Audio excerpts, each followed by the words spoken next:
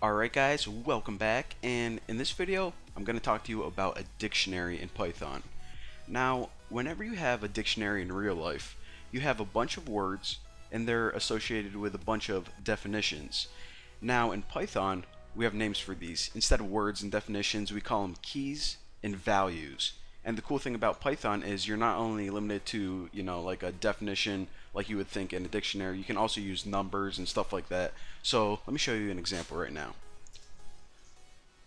So the first thing you have to do is, of course, just name it whatever you want and then set it equal to, and then use those curly braces.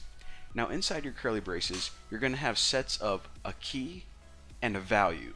And you can have as many as you want. You can have 1, you can have 100, it doesn't matter. So for the key, I'll just write Tony. And for the value, actually let me use single quotes.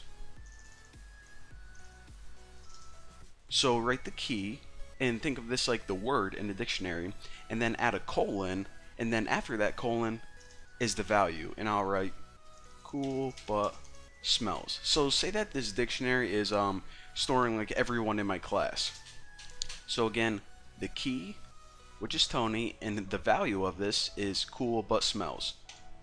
So whenever you want to add a new item, what you have to do is just separate them with commas, and then I'm too lazy to do the format again, so I'm just going to do that. Alright, so this key can be for Emma, and her value can be, I don't know, I'll say she sits behind me. And let's add one more, so comma, one more person could be like Lucy,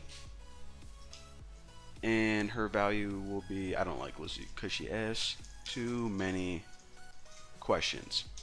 Alright, so now we have a dictionary called Classmates, and it's made up of 3 key value pairs: Tony, Emma, and Lucy. So I guess I can go ahead and just print this out real quick. So if you just print the name of your dictionary without specifying any one of these individually, then it's just going to go ahead and print the whole thing as expected. Now obviously you can do cooler things than this. You can print something like classmates, and then in square brackets put the key Emma. So this is pretty much saying print the value of Emma, and of course Emma's value is sits behind me. So again, you can do this with each individual item in your dictionary, or I'll show you guys something really cool. This is probably the coolest thing that you can do with it. What you can do is, instead of having to go through your dictionary one at a time, be like Emma, Tony, okay, who's next? Lucy, oh, MG, that's taking forever. There's a real quick way that you can loop through it. So what you do is you use a for loop, and then you know how we just gave our for loop a variable name, and that was the name of whatever item it was looping through at the time? Well, since a dictionary is composed of keys and values, we actually need to give it 2 variables. So we'll say K and V, and this is what people typically use, and this is pretty much saying whenever we loop through it, treat K is the key, so the first time it's going to be Tony, then Emma, then Lucy, and V is going to be the value. So this is going to be cool but smells, sits behind me, and asks too many questions. And then after this, we just need to say in classmates items. Simple enough. So again, this is the dictionary that's looping through, and it's going to loop through all of the items. So now I can just put something like print K, I don't know, let me think of something stupid. K,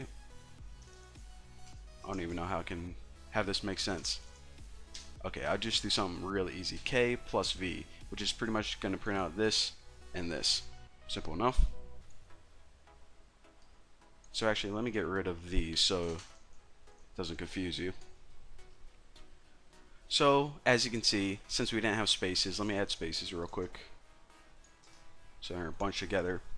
What it does is you built a dictionary right here. Your dictionary was composed of keys and values. We had 3 of them in this case. And what this loop did is it looped through this dictionary, and for each item in your dictionary it printed the key and the value. So of course, the key is just the name and the value is a little note we wrote about them. So that is what this little program does, and that is how you can build a dictionary in Python.